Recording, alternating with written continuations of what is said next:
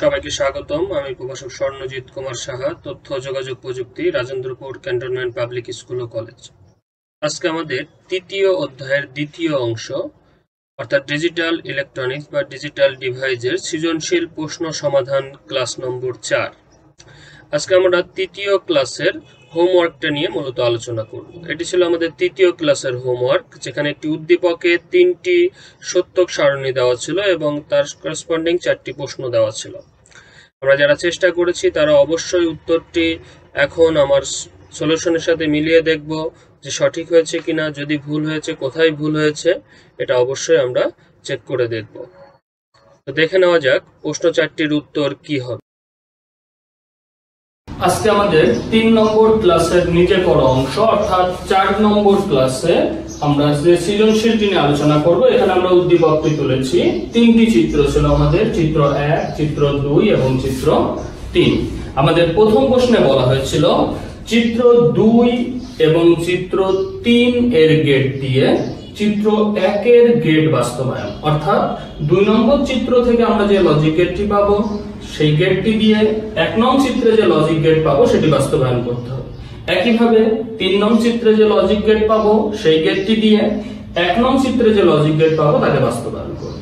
তাহলে প্রথমেই আমরা 1 নম্বর প্রশ্নের শুরুতেই আমরা এখানে লিখে নিব যে বুলিয়ান অ্যালজেব্রায় ট্রু অর্থাৎ t এবং yes অর্থাৎ y কে 1 দ্বারা এবং ফলস অর্থাৎ নো অর্থাৎ n কে 0 দ্বারা প্রকাশ করলে সত্যক সারণীটি নিম্নরূপ। এটা আমরা লিখে নিব এখানে। এরপরে আমি যেটা করব, এই 3টি সত্যক সারণী t f বা y n এগুলোর পরিবর্তে আমরা 0 এবং 1 ব্যবহার করব। তাহলে চিত্র 1 কে যদি আমরা এখানে লিখি 1 0 দিয়ে, দেখো চিত্র 1 এর প্রথমে a তে প্রথমে আছে a, এর সমান আমরা জানি 0। দেন পরে b তে আছে a অর্থাৎ 0, c তে আছে a অর্থাৎ 0। দ্বিতীয় রোতে আমরা যদি দেখি a তে আছে f 0, b তে আছে t অর্থাৎ 1, c তে আছে t অর্থাৎ 1। এইভাবে আমরা সবগুলো লিখে নিব। তাহলে এতে আছে t1 f 0 t1 t1 1 f 0। একইভাবে আমরা চিত্র 2 তে যাই। চিত্র 2 এ আমাদের এতে আছে নো, নো মানে 0, b তেও নো অর্থাৎ 0, c তে y অর্থাৎ 1। আবার একইভাবে এতে আছে নো 0, b তে y 1, c তে নো 0। আবার এতে 1, b তে 0, c তে 0, a1 b1 c 0। লাস্ট চিত্র 3, এতে আছে f 0, b তে f 0, c তে 1, এতে f 0, b তে t 1, c তে t 1। একইভাবে 1 0 1 1 1 and 0। তাহলে আমরা এখানে চিত্র 3টিকে 1 এবং 0 দ্বারা প্রকাশ করলাম। এবার আমরা নির্ণয় করব চিত্র 2 কোন গেট নির্দেশ করছে, চিত্র 3 কোন গেট নির্দেশ করছে এবং চিত্র 1 কোন গেট নির্দেশ করছে। সত্যক সারণীগুলোকে আমরা 1 এবং 0 দিয়ে প্রকাশ করে এখানে লিখেছি। এবার আমরা দেখব গেট 3টি কি কি, অর্থাৎ চিত্র 1 কোন গেট নির্দেশ করছে, চিত্র 2 কোন গেট এবং চিত্র 3 কোন গেট নির্দেশ করছে। তাহলে প্রথমে আমরা লিখব চিত্র 1 হতে পায়। তাহলে চিত্র 1 হতে পায় যখন আমরা সত্যক সারণী থেকে লজিক ফাংশন লিখব, আমাদের মনে রাখতে হবে আমরা শুধুমাত্র আউটপুটের 1 গুলো বিবেচনা করব। সত্যক সারণী থেকে লজিক ফাংশনের ক্ষেত্রে আউটপুটের শুধুমাত্র 1 বিবেচনা করব এবং আউটপুট 1 এর জন্য যে সকল ইনপুট 0 হবে তাদের প্রাইম আর যে সকল ইনপুট 1 হবে তাদের প্রাইম হবে না। তাহলে এই ক্ষেত্রে আমাদের সত্যক সারণী 1 হতে আমরা পাই আমাদের c সমান, তাহলে এখানে আউটপুট 1 হয়েছে 2টি জায়গায়। প্রথমবার আউটপুট 1 হয়েছে যখন ইনপুট a0 মানে a প্রাইম, b1 মানে শুধু b। আবার দ্বিতীয়বার আউটপুট 1 হয়েছে অর্থাৎ প্লাস, যতবার 1 হবে ততবার প্লাস। আমরা এনকোডার ডিকোডার এটা আলোচনা করেছি। c1 হয়েছে যখন a1 বলতে শুধু a, b0 বলতে b প্রাইম। তাহলে এটাকে আমরা লিখতে পারি a prime b plus a b prime, অর্থাৎ এটাকে আমরা লিখতে পারি a XOR b। তাহলে এটাই হচ্ছে আমাদের চিত্র 1, অর্থাৎ চিত্র 1 কি গেট নির্দেশ করছে? XOR। তাহলে আমরা এখানে লিখব অতএব চিত্র 1 XOR গেট নির্দেশ করে।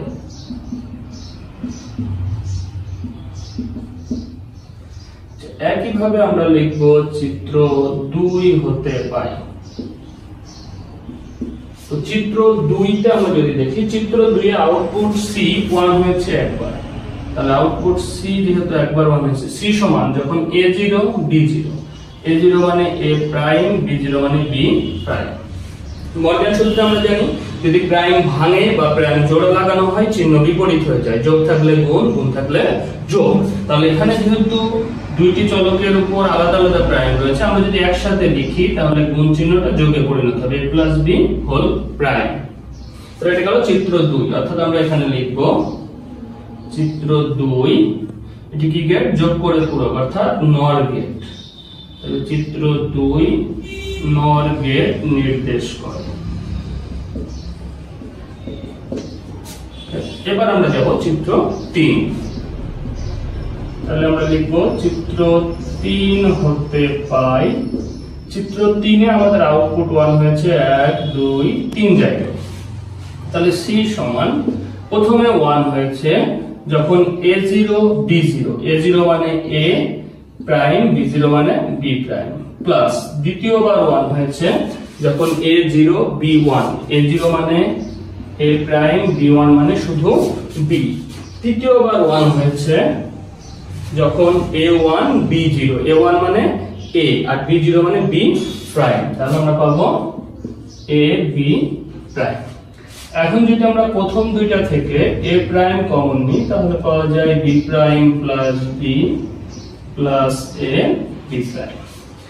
এখন আমরা জানি B আর D প্রাইম চলক আর পূরকের যোগফল 1 প্লাস A D প্রাইম, এর প্রাইমের সাথে 1 গুণ করলে A prime plus A D prime.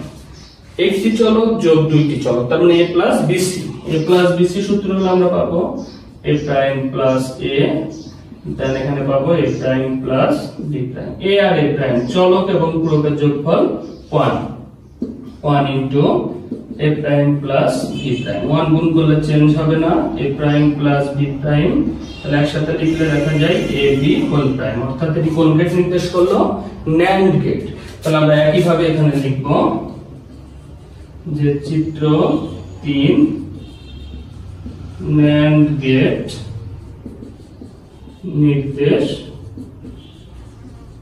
করে। তাহলে এখান থেকে দেখা যাচ্ছে আমাদের চিত্র 1 XOR গেট নির্দেশ করছে, চিত্র 2 NOR গেট, চিত্র 3 NAND গেট। আমাদের 1 নম্বর প্রশ্ন ছিল চিত্র 2 দিয়ে চিত্র 1 বাস্তবায়ন, অর্থাৎ XOR গেট বাস্তবায়ন করতে হবে NOR দিয়ে XOR এর বাস্তবায়ন আমরা 11.2 নম্বর ক্লাসে আলোচনা করেছি।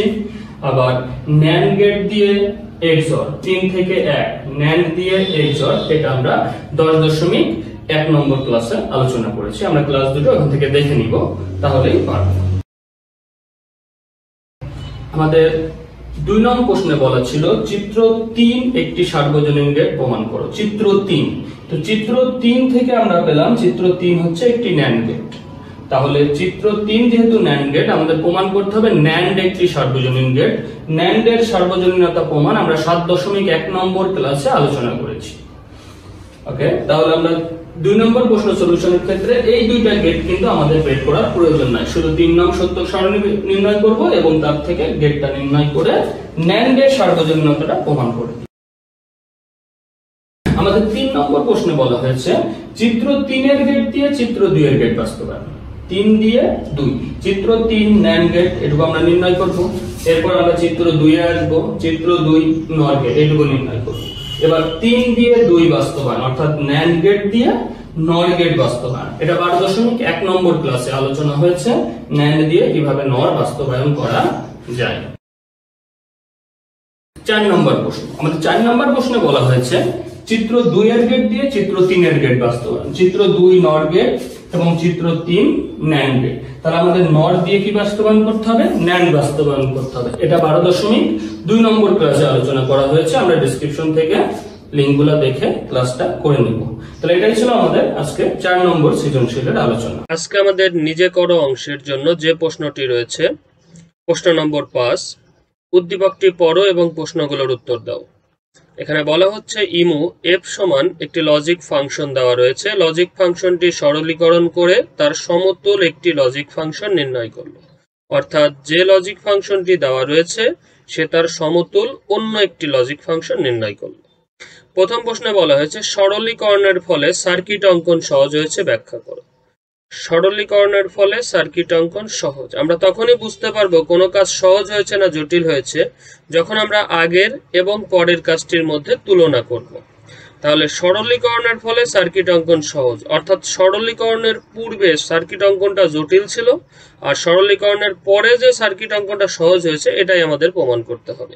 তাহলে সরলীকরণের পূর্বে আমাদের এখানে ফাংশনটি দেওয়া রয়েছে, এই ফাংশনটির লজিক সার্কিট আমরা প্রথমে নির্ণয় করব, এরপরে ফাংশনটি সরল করে যে আনসার পাবো তার লজিক সার্কিট নির্ণয় করব। এবার দেখব কোন লজিক সার্কিটে আমাদের লজিক গেট কম লেগেছে। যেখানে লজিক গেট কম লেগেছে সেটি আমাদের জন্য অধিকতর সহজ।